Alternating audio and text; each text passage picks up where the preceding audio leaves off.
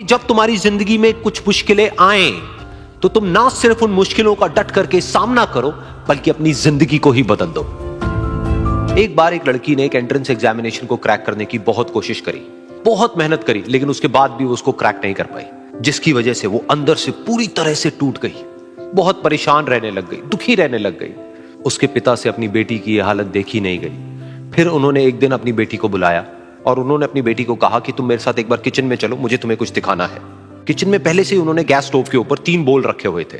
फिर उन्होंने उन तीनों बोल्स के अंदर पानी भरा, एक के अंदर कुछ आलू डाले, एक के अंदर कुछ अंडे और एक के अंदर कॉफी बीन्स, और उसको उबलने के लिए छोड़ दिया। उसके बाद में 5 मिनट हो गए, 10 मिनट हो गए, 20 मिनट हो गए, और वो वहां पर खड़े रहे अपनी बेटी के साथ में और उसको देखते रहे।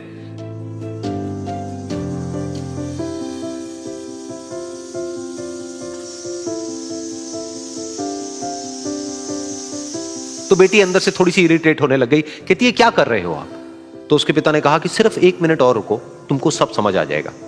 फिर उसके बाद में एक एक करके उन्होंने गैस स्टोव को बंद किया और जो पहला बोल था उसमें से आलू निकाले और निकाल करके एक प्लेट पे रख दिए। दूसरे बोल में से उन्होंने वो अंडे निकाले और निकाल करके एक और प्लेट में रख दिए, और तीसरे बोल में से जो कॉफी थी उसको छान करके एक कप के अंदर भर दिया और वो वहीं सामने स्लैब पे रख दिया और अपनी बेटी से पूछा कि तुम्हें क्या दिख रहा है? तो उनकी बेटी को थोड़ा सा गुस्सा आ गया। उसने कहा कि इसमें देखना क्या है, एक में आलू है, एक में अंडे हैं और एक में कॉफी है। तो उसके पिता ने कहा कि एक बार इनको छू करके देखो, शायद तुम्हें कुछ समझ आए। तो उसने सबसे पहले आलूओं को छुआ, तो जब उसको छुआ और थोड़ा सा दबाया तो वो बिल्कुल सॉफ्ट हो चुके थे। तो उसके बाद में उसके पिता ने उन अंडों को तोड़ा तो वो हार्ड थे।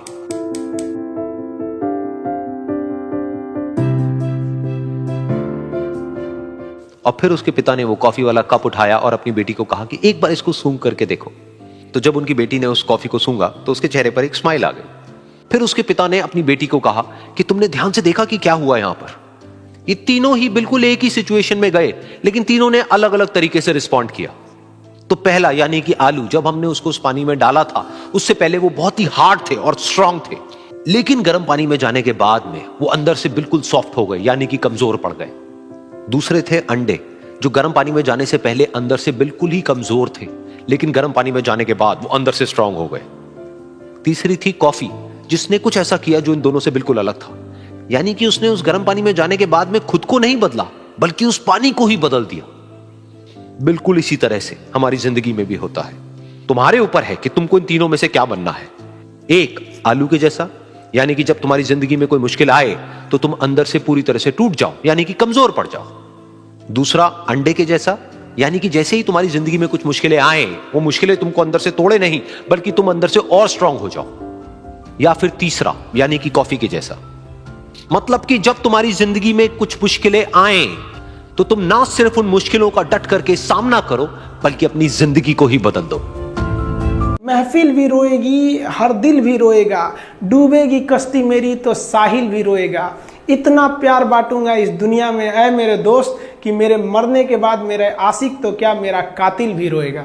हम आप सब लोग को कहना चाहेंगे इस तरह से मानसिकता से हटिए। हम सब क्या है, कोई ऊंच नीच नहीं है, कोई बड़ा जात कोई छोटा जात नहीं, हम सब एक हिंदुस्तानी हैं। हम सबको एकदम मिलजुल कर रहना चाहिए, इतना हंसी मजाक करके, इतना खुशी से रहना चाहिए कि किसी को पता ही नहीं चले भैया कौन इसमें बड़ा कौन छोटा, एकदम मिल के रहना चाहिए। कहते हैं ना कि मैं, और दुनिया में ना किसी भी समस्या है भाई, उसका सबसे अच्छा एक टोल फ्री नंबर है। दुनिया की कोई भी समस्या का सबसे टोल फ्री नंबर है दोस्त। एक बढ़िया दोस्त बनाओ भाई, 2-4 लोगों का, और उनसे ही आप पढ़ाई लिखाई हर तरह के डिस्कस करते रहो। दोस्त से बढ़िया टोल फ्री नंबर कोई नहीं है, हर चीज का इलाज है। और कुछ दोस्त जिंदगी में तो ऐसे बनाओ ना जो आपकी प्रॉब्लम को वैसे ही समझ जाए जैसे डॉक्टर की लिखावट मेडिकल स्टोर वाला पढ़ लेता है। और एक बात और, ये जो अच्छी किताबें होती हैं और अच्छे दोस्त होते हैं ना, जल्दी समझ में नहीं आते हैं, लेकिन इसलिए दोस्ती बहुत अच्छे सोच समझ के कीजिएगा, क्योंकि कहा जाता है कि एक आम 10 आम को सड़ा सकता है, लेकिन 10 अच्छा आम एक सड़े हुए आम को कभी ठीक नहीं कर सकते हैं। इसलिए अगर आपको कोई आपके सर्किल में, कोई आपके करियर में कोई बाधा आता है तो तुरंत बाहर कीजिए, उनसे कोई इग्नोर मत कीजिए। जिंदगी जो है ना वो एक एग्जाम की तरह है, और इस एग्जाम में ना ज्यादातर लोग फेल हो जा रहे हैं। क्यों फेल हो रहे हैं? क्योंकि वो एक दूसरे का नकल कर रहे हैं और उनको पता ही नहीं है कि सबका क्वेश्चन पेपर अलग है। इसीलिए फेल हो रहे हैं। तो जिंदगी में सबकी समस्याएं अलग होती हैं। आप दूसरे की समस्या से केवल साहस ले सकते हैं, उसका तरीका नहीं अपना सकते। हिम्मत बनाए रखिए कि नहीं, हमें भी इस सफलता को पाना है। और ये जिंदगी जो है ना, एक अजीब सी रेस है यार, समझ में नहीं आता है। अगर तेज भागिएगा तो आपके अपने पीछे छूट जाएंगे, और धीमे दौड़िएगा तो आपके अपने ही आपको पीछे छोड़ के चले जाएंगे। इसलिए जिंदगी की रफ्तार इतनी बनाए रखो यार कि भले दुश्मन आगे निकल जाए लेकिन एक दोस्त पीछे नहीं छूटना चाहिए। अपने ज़िंदगी में हौसला बना के रखिए। पतंग को पता होता है कि उसका अंत एक कचड़े में जाकर होगा, लेकिन उससे पहले उसे आसमान छूकर दिखाना होता है। पहाड़ों को चीरते हुए जब नदी निकलती है ना, तो कभी नहीं पूछती है कि समुंदर अभी कितना दूर है। और नदी में गिरने से तो कभी किसी की मौत नहीं होती है, मरता तो वही है जिसे तैरना नहीं आता है। तो हम सब परिस्थितियों के आगे हार जाते हैं, हम हार जाते हैं। परिस्थितियां सबके सामने होती है, जो डट के रहा उसे मंजिल मिली, और जो नहीं डटा वो हार के चला गया।